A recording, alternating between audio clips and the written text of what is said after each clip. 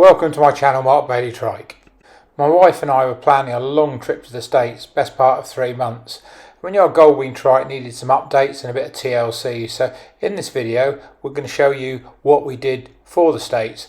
Basically we looked at various things we needed to do: comfort, safety, long range fuel tanks. So yeah, sit back and watch this episode. First was a big strip down and checking everything out and see what we needed to do. As you can see here, the wiring wasn't particularly special, so that was one of the top of the list to do. And the other thing was just a load of updates. So we took the whole bike to bits and really started again from the fuel tank backwards. One of the first things I wanted to tackle was the A-frames at the back of the bike, and as you can see coming up now, they needed some work. We wanted a bit more foot area, so we managed to do that. And I wanted to move the dampers because where they're mounted here wasn't very good, and I wanted to drop them back a bit, so to make them more efficient. So as you can see here, I'm starting to mock it up. The right hand side's mocked up, and actually the left hand side I actually welded it into the right position. Here was the wiring loom we took off. It was basically scrap, so that ended up in the bin.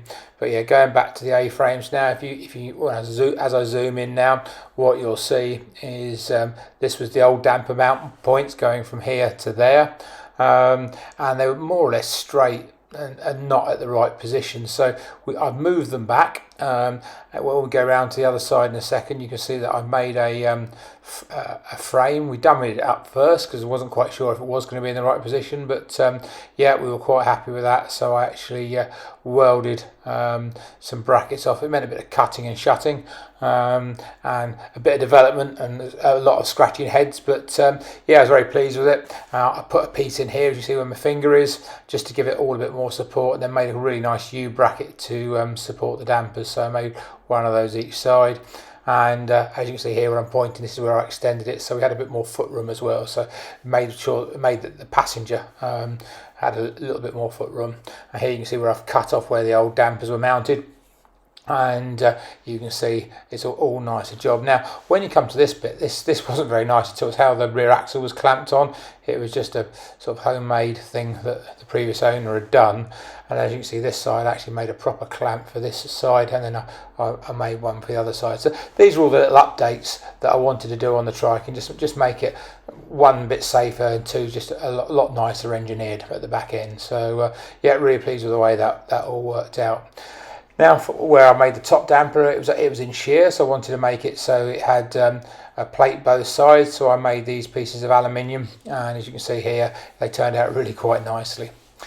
Next up, we were going to have a bigger seat as well, so we had to allow for that. That took a bit of thinking about, because we extended the seat in the end by about 6 inches.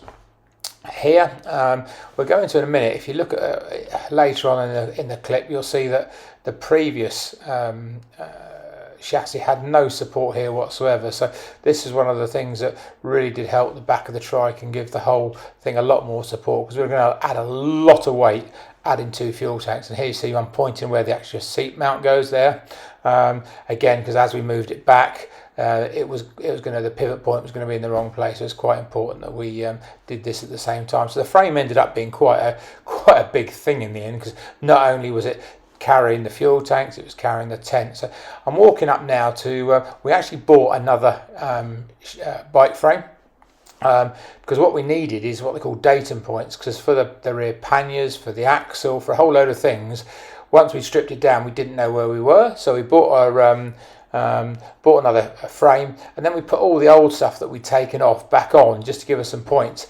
And as you can see, when you actually start looking at this, yeah, you think, oh my god, yeah, it's just a bracket upon bracket, and where my fingers are here, that was the only 2 points that are holding the whole back end of all the bodywork and everything on. So really not ideal. And see where my hand is there pointing, that's where I put the extra bracing in as well. So yeah, this was a handy thing to have, so we could see where we had to mount to, and it gave us sizes and stuff. But that was the only purpose for this. But yeah, anyway, moving back on now. Once we'd done this, oh yeah, this is Karen.